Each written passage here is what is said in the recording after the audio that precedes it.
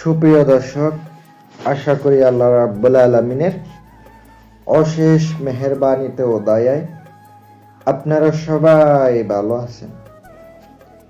আল্লাহর রহমতে এবং আপনাদের দোয়ায় আমিও ভালো আছি।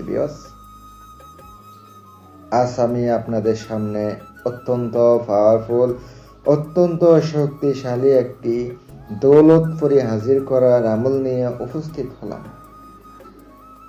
এই তান্ত্রিক গুরু কবিরাজ চ্যানেলটি অনেক দিনের পুরনো, অনেক দিন ধরে আমল দিয়ে আসতেছি। মাঝখানে কয়েকদিন ভিডিও দিতে না পারার জন্য আন্তরিকভাবে দুঃখিত। অনেক ব্যস্ত থাকার কারণে, অনেক আমলে থাকার কারণে দিতে পারি না। চেষ্টা করব প্রত্যেকদিন ইনশাল্লাহ দেওয়ার জন্য, কন্টিনিউ ভিডিও দেওয়ার জন্য। 2026 সালের মধ্যে একটা চ্যানেল খোলার চেষ্টা করব। ওখানে ভালো পরিমাণ, ভালোভাবে ভিডিও এডিট করে, আমল করে এবং বড় সাইজের সব কিছু বুঝিয়ে এমন কিছু দেওয়ার চেষ্টা করব। সবাই আমার পাশে থাকবেন, চ্যানেলটি সাবস্ক্রাইব করে থাকবেন। ইনশাল্লাহ অবশ্য করলে আমি কিন্তু আপনাদেরকে লিঙ্ক দিয়ে দেব। এটা পুরনো হওয়ার কারণে আপনার ভিউ হয় না, অনেক সময় সাবস্ক্রাইবার হয় না। এই কারণে এই চ্যানেলের মধ্যে কিন্তু মনিটাইজও নাই, কোনো কিছু নেই। আপনারা মনে করেন না যে আমি ভিডিওগুলা দিয়ে আবার ইউটিউব থেকে ইনকাম হয়, তা কিন্তু না। আমার চ্যানেলে মনিটাইজও নাই, তাহলে ইনকামটা হবে কিভাবে? কোনো মনিটাইজ নেই। শুধুমাত্র আপনাদেরকে ভিডিও দিই, এই ধরেন 1-150 ভিউ হয় শুধুমাত্র, এগুলা দিয়ে কি ইনকাম হয় না। শুধু আপনাদেরকে শিখার উদ্দেশ্যে, আমার ভালো লাগে বিদায় আমি আপনাদেরকে দিই। আর আমি এই সাধনা করি বিদায় আপনাদেরকে আমি শিক্ষা দিই, কিভাবে আমি কাজগুলা করি এগুলা দেখাই মাত্র। আর আংটি দেওয়ার উদ্দেশ্য হচ্ছে আপনারা যেন আমার ভিডিওগুলা দেখে কাজ করতে পারেন, যেন আপনারা উপকৃত হতে পারেন, এই জন্য এগুলা দেওয়া। মনে করেন না যে আমি আবার ব্যবসার জন্য, এমন কিছু না। আমার কোনো ব্যবসা না, আমার কথা হচ্ছে এগুলাই আমার কাজ, আমার সাধনা হচ্ছে আমার এই কাজ, এটাই হচ্ছে আমার পেশা। আমি কিন্তু অন্যান্য পাশাপাশি ব্যবসা করি এমন কিছু না, এটাই আমার পেশা। প্রিয় ভিউয়ার্স, আজকের যে আমলটি, এটা হচ্ছে ধরেন নকশার মারফতে, কোন একটা নকশা দিয়ে কিভাবে আপনি দৌলতপুরি আনবেন, দৌলতপুরি, ধন দৌলতের পুরি আনবেন। কিভাবে আনতে গেলে আপনার বিশেষভাবে আপনার কিছু কাজ করতে হবে। আপনার কিছু সামগ্রী কালেক্ট করতে হবে। আপনাকে কালেক্ট করতে হবে শামুকের যে কাঁকড়া, সমুদ্রের যে কাঁকড়া আছে, ওই কাঁকড়া আপনাকে সমুদ্র থেকে কালেক্ট করতে হবে। বালিতে যে কাঁকড়া থাকে ওখান থেকে কালেক্ট করতে হবে। নদী থেকে কালেক্ট করলে চলবে না, ওই সমুদ্র থেকে আপনি কালেক্ট করতে হবে ওই কাঁকড়াটা। জীবিত কাঁকড়া হইতে পারে, মৃত কাঁকড়া হইতে পারে, বড় সাইজের আপনি কাঁকড়াটা সংগ্রহ করবেন। কোনো দাম দিয়া কিনলে কিন্তু হবে না, আপনি নিজে দইরা আপনি নিজে নিয়ে আসবেন। স্ক্রিনে আমি আপনাদেরকে নকশাটা দিয়ে দেব, আপনারা অবশ্যই ওই নকশাটা নোট করে রাখবেন।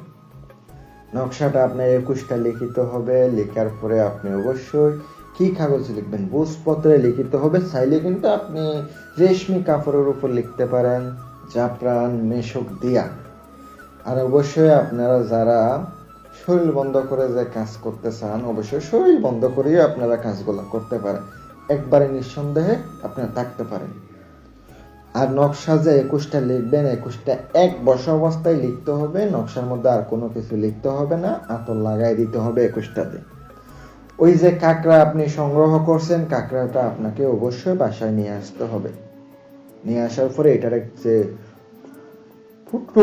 টুপলা থাকে, টুপলা, অনেকে টুপলা বলে, এর উপরে উপরে শক্ত একটা জিনিস থাকে।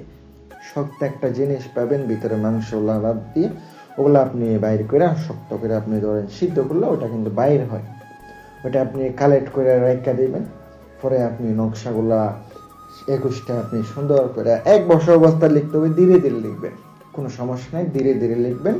আপনি যখন লিখবেন কোনো মানুষ যেন না থাকে ওই অবস্থায়, কোনো কাজ করার সময় যেন কোনো ওই রুমের মধ্যে কোনো লোক ডিস্টার্ব না করে, এমন ভাবে আপনি ওখানে এগুলা দিয়ে কাজ করতে হবে। 21টা আপনার পড়তে হবে, মানে নকশা রাখতে হবে, আগুন রাখতে হবে সামনে, একবার পড়বেন। মানে আমি একটা দোহাই দিতেছি, বলেন হে নকশার মোয়াক্কেল হে নকশার পুরি, তুমি যদি সত্য হয়ে থাকো আমার সামনে উপস্থিত হও।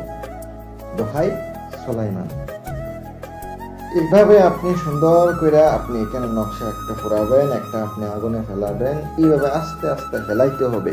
মানে আগুনে বলতে যে টুপলা, ওই যে আপনার কাঁকড়া যে একটা টুপলা আনছেন, কাঁকড়া আনছেন, উপরে যে টুপলা উঠাই ফেলাইছেন, ওইটার উপরে আপনাকে রাখতে হবে একটা একটা করে ওখানে রাখতে হবে গরমে। ওইটার উপরে পুরাইয়া ছাইগুলা আপনার সামনে রাইখা দিতে হবে।